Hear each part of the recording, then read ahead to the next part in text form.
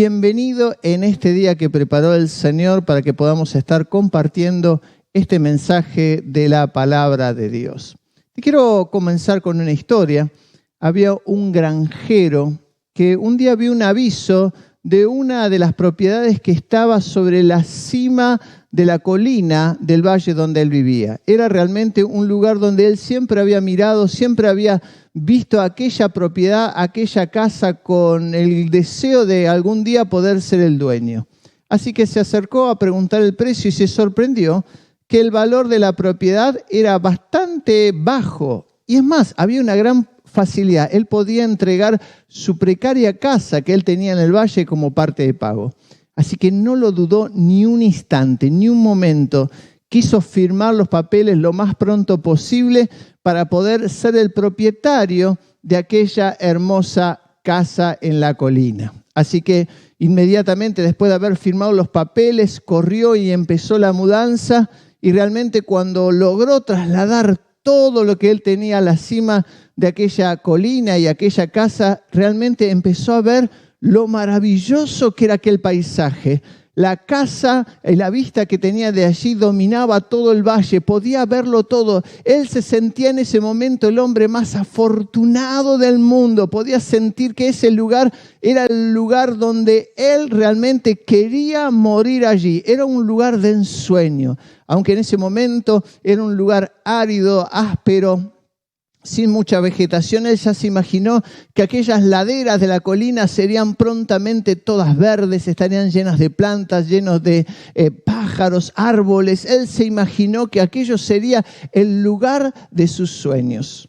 Sin embargo, con el correr de los días empezó a percatarse de que en aquel lugar el viento nunca cesaba de soplar. Día tras día, hora tras hora, continuamente el viento estaba soplando en aquel lugar. De hecho, cuando él vivía en el valle, esa caricia suave que él vivía allí en el valle, allí arriba se sentía como un agudo látigo que castigaba su piel. El viento realmente era implacable todo el día, todas las noches, todo el tiempo.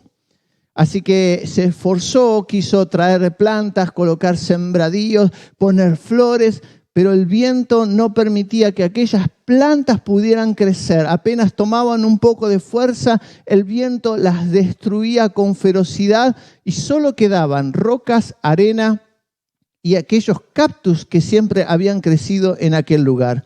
El granjero no se desanimó, invirtió hasta lo último que tenía para convertir aquel árido lugar en un lugar donde él pudiera criar sus hijos, tener allí a sus nietos, envejecer en aquel lugar. Sin embargo, nada, absolutamente nada resultó. El viento lo destruía todo. Deprimido, se encerró en su casa por varios días. La depresión suele hacernos eso, queremos estar encerrados, no queremos salir, no queremos ir a ningún lado. Y él se encerró varios días en aquella casa deprimido. Después de varios días, al salir, descubrió que el viento había hecho aparecer una roca nueva. Aquella roca era distinta a las otras, tenía una punta que parecía haber sido hecha más bien por un hombre que haber sido natural. Así que por la curiosidad se acercó a ver aquella roca y aquella roca estaba escrita en un lenguaje que él no comprendía. Y de pronto se dio cuenta, fue como un golpe de luz en su rostro y se dio cuenta que aquella colina no era más que la sepultura de una vieja civilización. Allí estaban enterrados una vieja civilización de aquel lugar. Así que las cosas no podrían haber sido peor. Se dio cuenta que pronto tendría que reportar a las autoridades que habían encontrado aquellas antigüedades y el gobierno se quedaría con sus sueños, se quedaría con aquel lugar. Así que no podía hacer nada. Lo más triste fue caer en aquella realidad de que había dos cosas que no podías vencer. Una, no podía vencer al viento. Por más que se esforzara, el viento siempre ganaría la batalla contra él. Y segundo, por más que él se empecinara en enterrar nuevamente aquello, tarde o temprano el viento lo sacaría a la luz. Para su sorpresa, cuando fue y le comunicó a las autoridades que habían hecho aquel descubrimiento, fue bien recompensado, de manera que pudo reiniciar su vida nuevamente en el valle. Y esta historia que he relatado tiene algunos puntos que quiero que nosotros que podamos compartir. Lo que yo le puse el título del mensaje es lo que el viento nos dejó. Hay una historia, creo que es parte también de un libro que se llama Lo que el viento se llevó. Es que para nosotros es mucho más fácil poder darnos cuenta de todo lo que nos falta. Por ejemplo, a las mujeres, ¿qué mujer en algún momento no abrió su lugar donde guarda la ropa, su placar de ropa, y le dijo a su marido, mirá, no tengo nada que ponerme? Y el hombre mira y ve varias prendas colgadas allí, pero la mujer dice, no tengo nada que ponerme. El hombre también fácilmente también se queja y dice, si yo tuviera aquella herramienta, tal, siempre falta una herramienta para poder hacer el trabajo. Siempre está soñando con aquello que no tiene.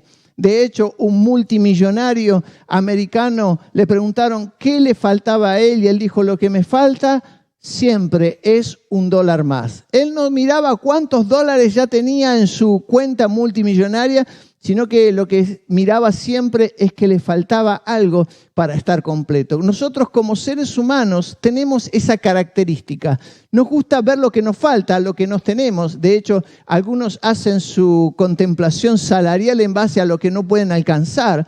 Si yo le dijera en este momento y que quiere que hagamos una prueba, yo le digo ahora, rápidamente, hágame una lista de 5 cosas que no tiene y usted la haría con facilidad. Ahora si yo le digo, deme una lista de 5 cosas de las cuales usted disfruta de la vida, y ahí empezaría, bueno, mis hijos, mis nietos, y ahí le costaría mucho más. Eso significa que estamos más propensos a ver lo que nos falta, lo que no tenemos, que aquello que realmente disfrutamos y tenemos en la vida. ¿Y por qué le puse lo que el viento nos dejó? Al igual que este hombre, que este granjero, hay batallas que no podemos ganar. Como el granjero no podía ganarle al viento, usted ni yo quizás podamos hacer algo realmente significativo por esta pandemia que estamos viviendo. No podemos quizás nosotros ser los inventores de una vacuna, quizás nos gustaría tener algo extraordinario que pudiera hacer que prontamente saliéramos de esta situación de pandemia, sin embargo no podemos. Al igual que las dificultades en la vida siempre estarán soplando, a veces más débil, a veces más fuerte, pero siempre el viento de las dificultades en la vida están soplando. Podemos hacer como lo hizo Cristóbal Colón y como tantos otros navegantes que aprovecharon el viento. El viento fue un gran motor en el descubrimiento del mundo. Se llegaron a regiones lejísimos, a territorios inexplorados gracias al viento. Pero podemos tener la convicción de quedarnos con el viento, luchando contra el viento porque creemos que hemos alcanzado la cima de nuestra vida o porque creemos que estamos luchando por un sueño y nos estamos arruinando, peleando contra algo que no podemos ganar, o podemos aprovechar el viento en nuestro favor. ¿Qué nos dejó la pandemia? ¿Qué nos dejó este viento? Y quiero compartir algunas lecciones que creo que hemos aprendido en este tiempo que llevamos aquí en Paraná, en Entre Ríos, más de 7 meses de pandemia. ¿Qué nos enseñó? ¿Qué nos dejó el viento? ¿Qué descubrió el viento? Así como en el granjero que el viento sopló y mostró lo que había abajo, ¿qué nos dejó que había abajo de todos aquellos que nosotros creíamos que tal vez era nuestro ideal cristiano? Y permítame bajar la vista para repasar algunos puntos que tengo aquí escrito. Uno de lo que la pandemia nos dejó, y podemos hablar de lo que el viento nos dejó, es que no se puede vivir de una fe prestada.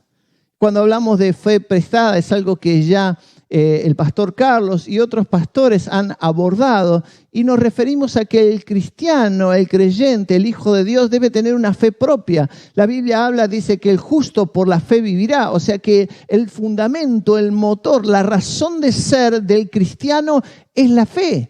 Por lo tanto, vivir de una fe prestada, y uno lo encontramos tantas veces y durante tantos años en nosotros. Pastor, ore por mí. Enviamos un WhatsApp diciendo, ore por mí, pastor, por esta situación. Ore por mí, por mi casa, por mi marido, por mis hijos. Y debemos hacer casi una confesión que no nos gusta, pero quizás hemos inclusive abusado de la imposición de manos, ¿no? Y habla la Biblia al respecto. Jesús dijo que pongan las manos sobre los enfermos y estos sanarán.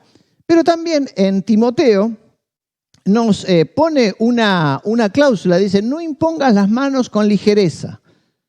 ¿Por qué hablamos de estas cosas? Siempre en una de las interpretaciones de los libros que usted puede encontrar, habla de imponer las manos, de dar autoridad, pero yo creo que muchas veces hemos abusado de este recurso, este hermoso recurso que Dios puso en la iglesia, que es la imposición de manos, el poder orar por un enfermo, pero ya a veces hacemos la oración por cualquier cosa, ¿no?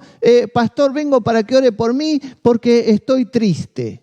La Biblia no dice que debemos imponer manos a los que están tristes. Me refiero al concepto bíblico. Inclusive algunos dicen, pastor, venga, ore por mí, impóngame las manos. ¿Y cuál es su necesidad? No, mía no tengo. Es por un primo mío que vive en otra ciudad. Y le imponemos la mano a la persona como si imponerle la mano a esa persona hiciera una transferencia de no sé de qué modo por el primo que vive en otra ciudad.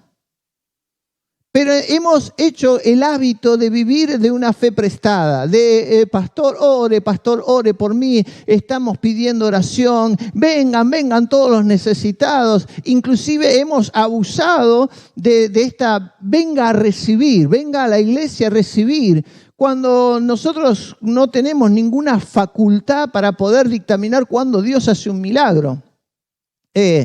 Hago propia las palabras del pastor Carlos también, decía, nosotros no podemos asegurar milagros los domingos, ni los martes, ni los jueves, no podemos asegurar milagros, porque el que hace los milagros es Dios todo soberano. Pero hemos hecho un abuso de esto, y lo que la pandemia nos enseña, lo que el viento que está soplando nos está mostrando, es que ya no estaban las iglesias, ya no estaban los pastores, ya no estaban los grandes predicadores que imponían las manos sobre la gente. ¿Y cómo sobrevivieron aquellos? ¿Cómo sobrevivieron aquellos que no tenían quienes se les impusiera las manos? Dice el texto de Timoteo 5:22. No impongas con ligereza las manos a ninguno, ni participes de pecados ajenos, consérvate puro. Creo que esta lección es algo que nos tiene que hacer crecer y madurar. El viento de la pandemia que sopla sobre nosotros y que sigue soplando. A veces quizás con optimismo miramos diciendo, bueno, están menguando, pronto tendremos una vacuna. La realidad es que no estamos seguros de ninguna de todas esas cosas. Algunos países hay rebrotes, en nuestro país, en la Argentina, los casos no están bajando, están como una gran meseta, una alta meseta, y no tenemos la seguridad todavía de que el viento haya comenzado a disminuir. Lo que sí tenemos que entender es cómo nos vamos a manejar con este viento, cómo vamos a seguir nosotros en nuestra vida cristiana manejando los vientos de la pandemia. Y estamos hablando de esto. No podemos vivir de una fe prestada. Debemos trabajar por nuestra propia fe. Aunque nuestra propia fe a nuestra vista nos parezca pequeña, Jesús le dijo, si tuvieres fe como un grano de mostaza, algo tan pequeño, ¿no? Y Jesús lo que está diciendo en esta palabra, lo que nos está diciendo es que no necesitamos tener una gran fe. No se necesita ser un hombre de fe, una mujer de fe, como se nos gusta esos títulos, sino que simplemente con una pequeña fe se pueden lograr grandes cosas. Nuestra fe debe ser propia para poder vivir esta vida cristiana mientras los vientos de pandemia están soplando. Lo que no necesitamos tampoco, y ha sido evidenciado en este tiempo, es el hiperpastorado, o lo que yo denomino el pastor omnipresente. Durante mucho tiempo ha habido un movimiento donde parece que el pastor está presente en todo.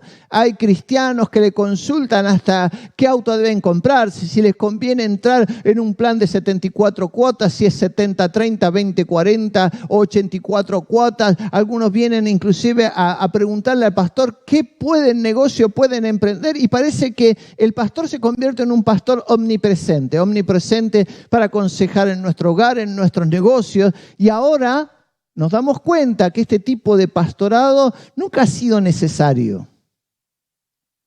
Sí, porque el pastor tiene que velar por la vida espiritual de las ovejas, pero no estar pendiente de los negocios de las ovejas. Cada persona es responsable de lo que hace, se equivoque o no se equivoque, le vayan bien o no le vaya tan bien en las decisiones que toma. Son decisiones de cada uno. El pastor no puede tener, como diríamos nosotros, el oráculo divino para decirte dónde invertir, si invertir en bono, en la bolsa o no sé, o simplemente decirte cómo llegar a fin de mes, porque no es responsabilidad de los pastores, ni de ningún líder, ni de nadie. La vida espiritual no se basa en cuánto dinero ganamos, sino en la capacidad que nosotros tenemos de tener dependencia de Dios. Y esa es la clave de nuestra vida cristiana. No necesitamos un pastor omnipresente, un pastor que nos esté llamando, mensajeando, estando encima todo el tiempo. Aunque a algunos les gusta, a algunos inclusive uno lo puede ver en las redes sociales, lo puede ver en todo tipo, inclusive nos lo han dicho a nosotros, ¿no? Porque el pastor tiene que ir detrás de la oveja, la perniquebrada, la perdida, y la tiene que rescatar. El tema es que muchas veces al creyente le gusta ser la oveja perdida, le gusta estar en el punto de decir, hola pastor, yo estoy perdido, ¿por qué nadie me vino a buscar? Y vienen y parecen ser bíblicos y te sacan ciertos textos bíblicos como diciendo, mire la parábola del pastor que dejó las 99 y fue en busca de la perdida. Yo quiero que usted sea como creyente de Templo Buenas Nuevas, como cristiano, tiene que aprender a ser un buen lector de la palabra. Cuando usted mira esta parábola es una serie de 3 parábolas. Habla de la parábola de la dracma perdida o de la moneda perdida, de la oveja perdida, y lo que nosotros los evangélicos, y no me gusta esta palabra, le decimos es el hijo pródigo. Para mí es el hijo ingrato. Si yo tuviera que haberle puesto un título a aquella parábola, le hubiera puesto la parábola del hijo ingrato. Es un conjunto. Jesús dice estas 3 parábolas para hablar del mismo tema. La primera parábola habla de la dracma, la moneda perdida. Y la moneda perdida se caracteriza porque no sabe la moneda que está perdida. No, la moneda no tiene la capacidad y la inteligencia de darse cuenta que está perdida. Está perdida. No lo sabe. El que sabe que está perdida es el dueño de la moneda. Pero la moneda no sabe que está perdida. Y obviamente Jesús está hablando en la clara relación a aquellas personas que viven su vida sin saber que están perdidos, sin saber que no tiene sentido en su vida y que hay un Dios preocupado, buscando, haciendo todo lo posible para que ellos sean salvos. Es el mensaje de la moneda perdida, no barre, busca, hace todo lo posible para encontrar aquella moneda que está perdida. La otra parábola nos habla de la oveja perdida, esta parábola que se cita tantas veces. La oveja, ¿saben qué? No es inteligente como usted, como yo. La oveja no tiene la capacidad de razonar en la parábola. A nosotros nos gusta esa que se hace muchas veces que viene el lobo y le dice a la ovejita, ovejita, ven para aquí, yo te mostraré buenos pastos. Y la ovejita dice, ay, sí, buen lobo, ay, voy para allá. Eso es fábula, pero no es Biblia. Cuando nosotros encontramos la parábola de la oveja perdida, la oveja es un ser atado a su naturaleza, es un ser que sigue sus instintos. La oveja se pierde porque deja de tener sentido de orientación, deja de darse cuenta dónde está el resto del redil, deja de oír la voz del pastor y de pronto se encuentra en medio de un lugar desconocido donde no sabe el camino de regreso al redil. Y podría decirle que esta parábola se refiere más al creyente que convive atado a su naturaleza, que su carne, que su naturaleza, la naturaleza de la oveja, hace que de pronto no se dé cuenta dónde está el redil. Así que si usted quiere ponerse en el lugar de la oveja perdida, yo quiero decirle que usted se está poniendo en el lugar de un cristiano carnal, un cristiano que vive según sus propios deseos y según su propia naturaleza. Porque esta es la enseñanza real de la oveja perdida. La otra enseñanza que Jesús nos deja, que es el combo de estas tres parábolas, es la parábola del hijo ingrato, el hijo pródigo, el que se va. Ese sí, es 100% consciente de lo que hace. Hay una gran diferencia. La oveja no se va del redil para castigar al pastor. No es que dice, ahora lo voy a castigar al pastor y me voy del redil. No se da cuenta. No se da cuenta. Simplemente se va porque sigue lo que le parece, lo que cree que es mejor. Sin embargo, el hijo ingrato sabía que era una forma de castigar y hacer doler el corazón de su padre al decirle, bueno, quiero mi herencia por anticipado. Casi de alguna manera le está diciendo al padre, vos estás muerto para mí. Entonces, ahí encontramos, sí, que hay una clara conciencia de ofender al padre. Y hay una clara diferencia también en cómo es encontrado. Tanto la moneda como la oveja son buscadas por el pastor o por la mujer que busca la moneda. Sin embargo, en aquel que se va 100% consciente del daño que hace, el padre no fue a buscarlo entre los cerdos. El padre lo esperó en la puerta, porque el hijo sí sabía el camino de regreso a casa. Entonces, cuando entendemos que en esta parábola y en este tiempo lo que el viento nos deja, el viento de pandemia nos deja que encontramos diferentes tipos de cristianos. Usted, como creyente de Templo Buenas Nuevas, usted sabe cuál es el camino de regreso a casa. Ahora, el 1 de noviembre, cuando comencemos las reuniones, usted tendrá que tomar una decisión, si viene o no viene, si se queda o no se queda, porque usted es de las ovejas que sabe cuál es el camino de regreso a casa. Y los pastores buscaremos a los perdidos, a la moneda perdida, al que no sabe que está perdido, a la oveja que de pronto no comprendió la situación que le tocaba vivir. Pero si usted es de los hijos de Dios conscientes, usted sabe cuál es el camino de regreso a casa. Lo que el viento nos deja en este tiempo es que se puede ser fiel en un contexto duro. Cuando Elías en su momento de depresión se encuentra con Dios y le recrimina a Dios de que solo él ha quedado, Dios le dice, yo haré que queden 7,000 que no doblen sus rodillas.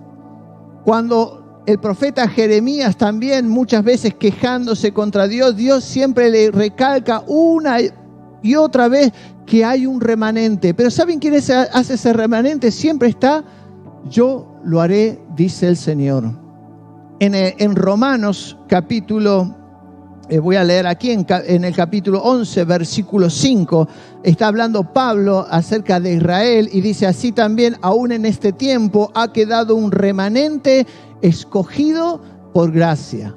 Ser remanente de Dios, ser de los que quedan en este tiempo, de aquellos que el viento de la pandemia ni los vientos de la prueba pueden llevar, sigue siendo de pura y exclusiva gracia y misericordia de Dios. Por la gracia de Dios, hablando de Israel, por la gracia de Dios se puede ser fiel en tiempos realmente muy difíciles. Cuando el profeta Elías está diciendo estas cosas, saben que estaba pasando en Israel, era el momento de mayor idolatría. Y Elías estaba en el reino del norte. No había templo, no había sacerdote, no había consejo. Elías tampoco era el profeta que iba a buscar a la gente. Elías no hacía campañas. Elías no estaba ahí interesado en traer a la gente, aconsejar a la gente, armar un grupito de contención. No. Sin embargo, ¿cómo esos 7,000 lograban ser fieles a Dios? Porque eran sustentados por el Espíritu Espíritu de Dios, porque somos sustentados por la gracia. Si usted y yo somos fieles en el camino del Señor, y si hasta aquí hemos llegado, es por su gracia, es por su misericordia, es porque Dios ha plantado bandera contra el enemigo y nosotros estamos en pie, porque Dios así le ha parecido bueno, así Dios le ha parecido bien. Somos remanente de Dios, somos el remanente, somos, diría Pedro, nación santa, pueblo escogido por Dios. Usted y yo, que hoy estamos escuchando este mensaje, que somos partícipes de la misericordia y del regalo inmerecido de la gracia, lo somos porque Dios siempre nos ha sostenido. No es porque éramos mejores que los demás, no porque en nosotros había alguna cualidad que nos hiciera distintivo a los demás. Estamos de pie por la misericordia y la gracia de Dios. Dice en Nehemías capítulo 1, versículo 2, y ahí dice que vino Hanani, uno de mis hermanos, con algunos varones de Judá, y le pregunté por los judíos que habían escapado, que habían quedado de la cautividad, y por Jerusalén.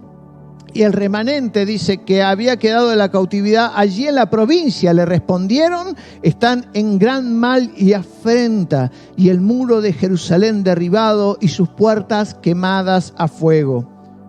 Dice Nehemías: cuando oí estas palabras me senté y lloré, e hice duelo por algunos días, y ayuné y oré delante de Dios de los cielos. Y oré delante del Dios de los cielos. Quiero dejarte a modo de cierre en este día estas claves para ser parte en este tiempo. Cómo aprovechar el tiempo, lo que el viento nos dejó. Lo que el viento nos dejó. Una de las cosas que necesitamos en este tiempo, que al igual que en los tiempos de Nehemías, necesitamos gente que se interese por el otro. Ahí estaba, dice que vino Hanani, uno de mis hermanos, y le pregunté, estuvo interesado, quería saber cuál era la situación. Es tiempo donde debemos dejar de mirar nuestras necesidades, dejar de mirar nuestras carencias, dejar de mirar lo que el viento se llevó, para darnos cuenta que el viento de Dios nos trae nuevas oportunidades en este tiempo. Un viento que trae Dios para que nosotros podamos participar, podamos meternos en la necesidad del otro, podamos realmente interesarnos más allá de nuestras cosas, interesarnos por lo que al otro le pasa. Dios está buscando gente de oración. Dice que oré y ayuné. Dios está buscando gente que esté dispuesta a estar orando, a estar en comunión con Dios, estar en ayuno en este tiempo. No es tiempo de estar descuidado, no es tiempo de bajar las manos y bajar los brazos. Es tiempo de levantarse en oración, es tiempo de levantarse en ayuno, es tiempo de levantarse, pero con nuestras rodillas clavadas en el suelo y nuestra mirada puesta en el cielo. Dios está buscando gente de oración. Y dice más adelante el libro de Nehemías, no lo voy a leer, pero dice que entonces fui y hablé con el rey. Dios está buscando gente proactiva. Dios está buscando gente que esté dispuesta para hacer cosas, que traiga propuestas nuevas. Es interesante lo que el viento nos está dejando. La pandemia nos obliga a reestructurar la iglesia. Y no como los principios bíblicos, sino nuestra forma de reunirnos, nuestra forma de comunicarnos, nuestra forma de socializar, la forma en que nosotros tenemos hasta de saludarnos, de ser parte. Hay una reestructuración, tenemos que rearmarnos, reestructurarnos. Y Dios está buscando hombres y mujeres que tengan propuestas de cambio, que puedan venir y decir: pastor, estuve orando y esto es lo que Dios me ha puesto en el corazón que puedo hacer. Y no se preocupe, porque Dios siempre es el que toca el corazón del rey. Nehemías tenía una propuesta, y el que se encargó de conmover el corazón del rey no fueron las palabras de Nehemías, sino que se encargó Dios de usar al rey para los beneficios de su reino. No se preocupe por los recursos son de Dios. No se preocupe porque si alguien cree que alguien le va a decir que no, o tal vez le digan espere. Todo lo que Dios tiene un plan y un propósito, Dios se encarga de tocar el corazón de los reyes, de los pastores, de los presidentes, de los gobernadores, de los intendentes, de quien sea. Dios es capaz de tocar el corazón de quien sea. No hay rey duro para Dios. Así que no se preocupe. Aun cuando el gobierno nos dice no, es porque Dios tiene un propósito para que estos vientos puedan hacernos a nosotros gente más proactiva, gente con proyectos, gente creativa, pero con creatividad de Dios, no con la inteligencia del mundo ni con las estrategias que el mundo tiene. Somos parte de lo que Dios quiere en este tiempo. Dios está buscando gente proactiva, pero también está buscando a gente que esté dispuesta a dejar su comodidad. Nehemías estaba bien, era copero del rey en la capital del reino de Media y de Persia, de los persas. Estaba bien, estaba en un lugar cómodo, vivía en un palacio, comía de la mejor comida, participaba de todo, estaba lejos de la guerra, lejos de los conflictos, lejos de la pobreza. Ahí donde él estaba no había escasez, pero estuvo dispuesto a dejar su comodidad. ¿Para qué?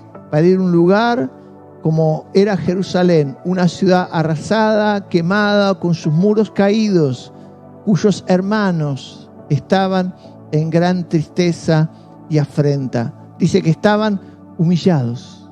Qué triste, ¿no? Qué triste. Hermanos, es tiempo donde la iglesia y algunos hermanos puedan estar pasando situaciones difíciles, adversas. Y nosotros podemos ser parte de ser proactivos con Dios. Pero tenemos que estar dispuestos a dejar nuestra comodidad, a negar parte de nuestro tiempo. Porque el tiempo no queda vacío. El tiempo no queda vacío. Usted ya lo llenó. Las horas que usted no iba a la reunión ya las llenó con otra cosa. Algo ya lo ha planificado. No quedó suspendido hace más de 7 meses en el tiempo. Ese tiempo, usted ya lo invirtió en algo y quizás en eso que lo está invirtiendo le vaya bien. ¿Está dispuesto a dejar esa comodidad para servir a Dios? Qué buena pregunta. ¿Quiénes van a volver?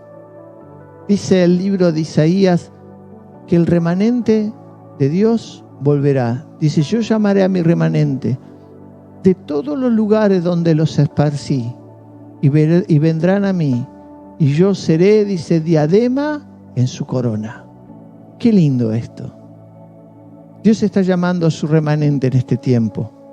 Y yo te invito a que te sumes. Sumémonos a ser el remanente de Dios, a reconstruir nuestras murallas, a seguir trabajando para el crecimiento del reino de Dios. Dios te bendiga.